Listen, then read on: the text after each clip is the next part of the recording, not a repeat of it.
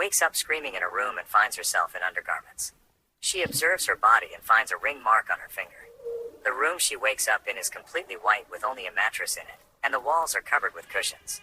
There is no window and the only door is locked, so she bangs on the door and screams for help. The sudden growling noises from outside scare her. The screeching and growling continue for a while, and when it finally stops, lights start flickering, and then it goes off. And only after the light is back, the door is automatically unlocked. Slowly, Kate makes her way out of the room to the dimly lit hallway. She checks on the adjacent rooms through the small-looking slot in the door and finds a man in one of the rooms. Not knowing that the door is unlocked, the man asks her to get him out of the room. When she opens it for him, we see Jack, who is also in his undergarment. Both of them claim to not remember anything, not even their names.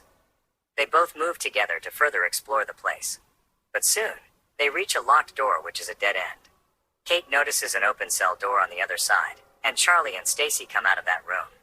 After having a little chat, they find out that all of them are in the same situation, so the only thing they can do is check their side of the place.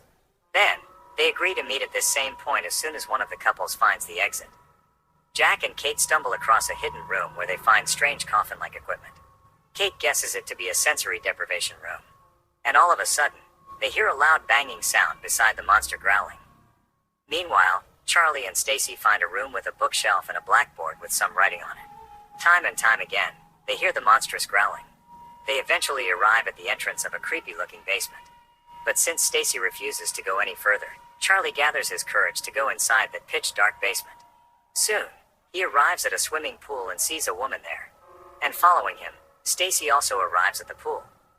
This fifth girl is Amber. She spots them and asks them to stop hiding and come forward.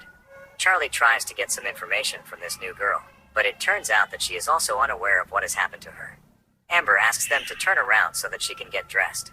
And as they do, Charlie notices something unusual. He sees something strange in her shadow, so he quickly turns to look at the woman. However, that was just there for a fraction of a second, and Stacy didn't see it. They question Amber about why she is relaxed and not afraid about the situation they are in. But she casually replies that's because she knows what is going to happen to them. They're all going to die. Meanwhile, Kate and Jack find an unconscious man attached to some kind of machine in the lab. She guesses that the man is already brain dead and notices that the machine has been used 8 times. Kate seems to know something about the machine, but is not sure why.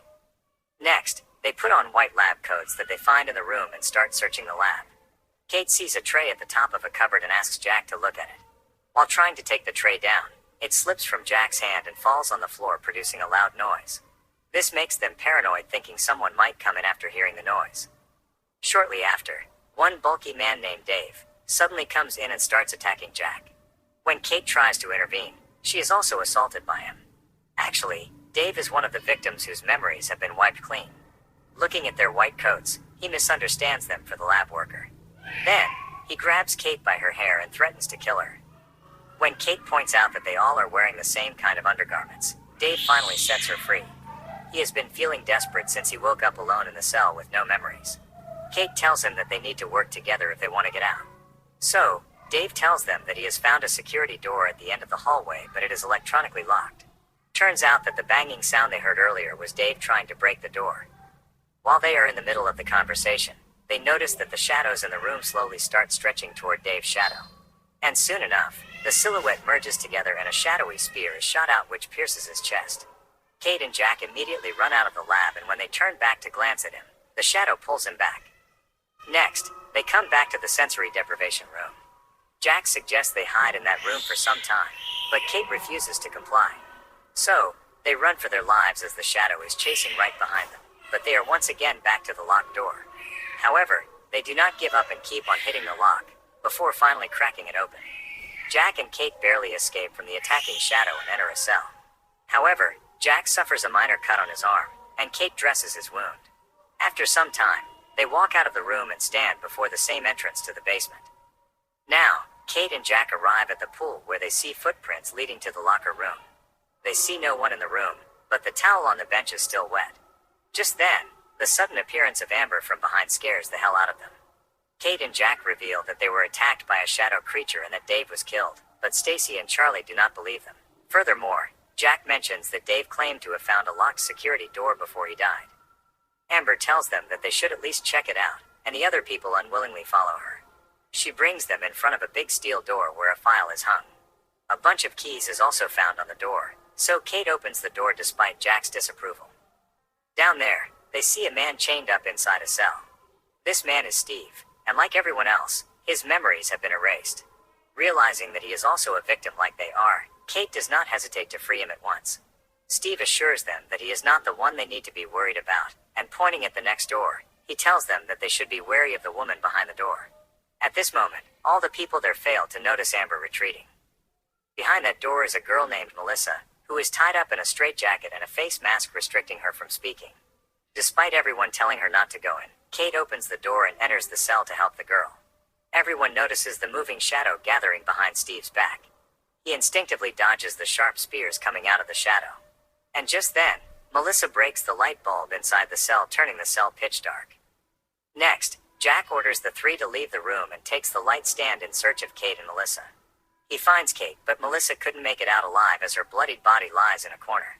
Kate feels guilty for not being able to save her, but to avoid further casualties, Jack drags her out immediately. Outside, as Steve holds Amber by her neck, Jack questions her as to why she has left them. Amber tells them that they all are going to die like the people working in this very facility. Charlie questions why they can't find anybody or remember anything. They start doubting each other, assuming that someone among them knows something about what is happening. But Kate lashes out at them for turning against each other in such a critical situation. Just then, her eyes fall on a closed door and she asks the crew what might be inside. Jack tells her that it might just be a supply closet and that they should keep on moving. But when Kate tries opening the door with the keys, the lock matches and the door opens. Inside, they find 8 lockers and 8 files containing their information. According to those files, Charlie is a computer programmer, Kate is a doctor, Stacy is a finance executive, Jack is a lawyer, Steve is a criminal, Amber is a fashion model who was a mental patient, and Melissa and Dave were a nurse and a security chief respectively who were working in this facility. Then, they change into the clothes that they find inside the lockers. Also, there lies a gun and a flashlight inside Dave's locker, and Steve takes a hold of the gun. Now, with Steve leading the way, they all follow him. He then asks Amber to take them to the room she woke up in. On their way, they hear a phone ringing, but the door is locked and no keys seem to work.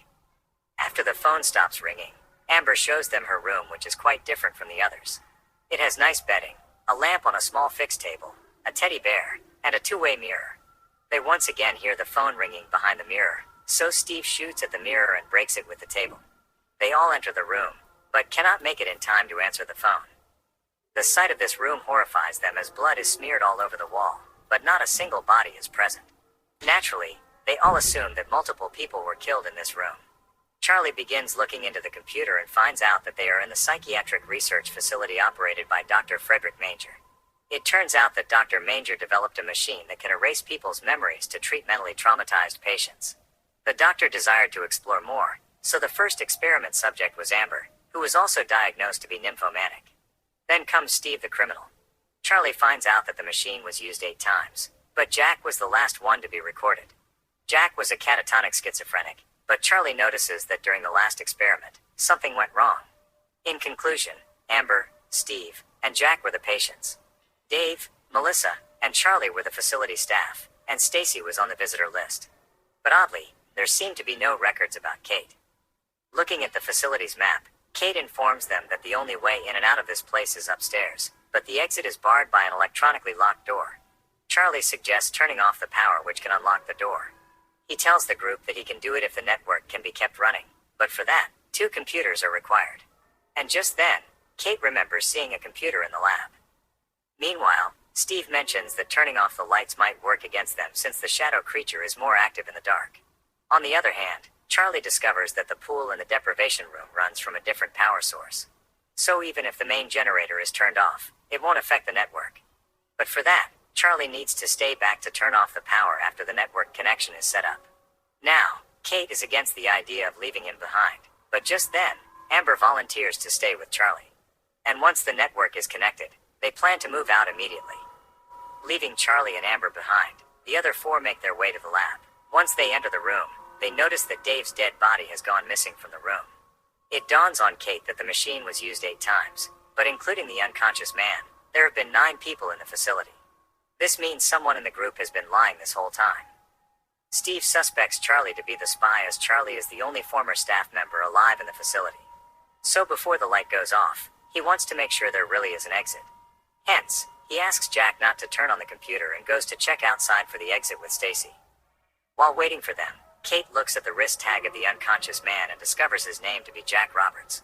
Then, she confronts the imposter Jack and asks who he is.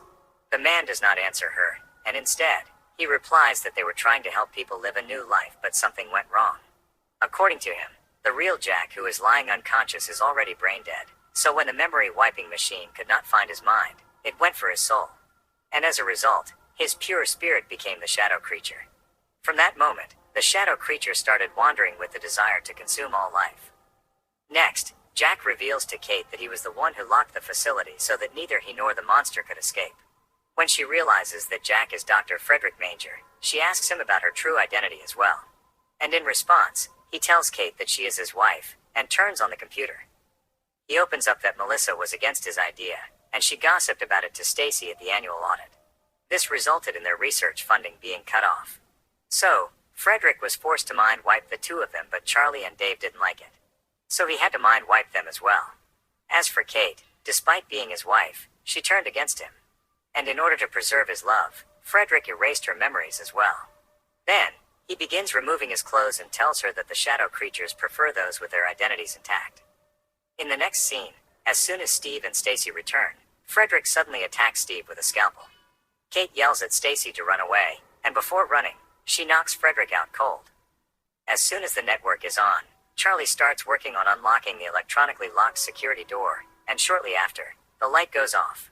Charlie and Amber walk towards the pool where they are attacked by the shadow creature. Instinctively, they both dive into the pool. When they do not see the creature in their surroundings, Amber assumes that it must be afraid of the water. Charlie gets out of the pool while Amber is still in the water. He asks her to get out of the water, but it's too late, as the shadow creature appears from the depth of the pool and drags her down. And when the shadow creature emerges out of the water, Amber is nowhere to be seen. Then, it plunges back into the pool, while Charlie runs for his life. However, Frederick does not stay fallen for long, and he quickly finds Kate and Stacy in a deprivation room and locks them there. As the growling sounds start, Kate tells Stacy to take her clothes off. But it's already too late, as the shadow creature has come to haunt them again. Stacy panics and opens the apparatus and lies inside. Little does she know that her entire body disappears in it without leaving a trace. By then, Frederick reaches the last door, but what awaits him is a wounded Steve who manages to stab him quite a few times. Before he makes his way out, he shoots at Steve. Nevertheless, even before he could escape the facility, the creature manages to catch him and ultimately kills him. Meanwhile, Charlie comes to Kate's rescue, and the two of them move toward the door, which is blocked by the shadow monster. Then, they use the flashlight and make their way past the creature and ascend to the land above. Along with them, the shadow creature also escapes from the facility. Kate and Charlie find themselves in the middle of the forest, and unfortunately for them, it's nighttime. The darkness is what makes the shadow creature more powerful. Charlie and Kate couldn't figure out from where they might be attacked, so the only thing they could do is run. While running, they trip over a fallen tree trunk and fall down. Just then, the shadow monster spots them. When they are on the verge of getting killed by the creature, luck proves to be at their side. As the dawn breaks, the sun rises. The shadow creature attempts to run away from the light, but it eventually gets destroyed by the powerful rays of the sun. After some time, Kate finally wakes up. When she asks Charlie what has happened to the shadow monster, Charlie tells her that it got wrecked by the sunlight. They both look at the sky, and a delightful smile appears on their faces. Then, as the movie comes to an end, Charlie helps Kate get up and they make their way out of the forest. Make sure to subscribe.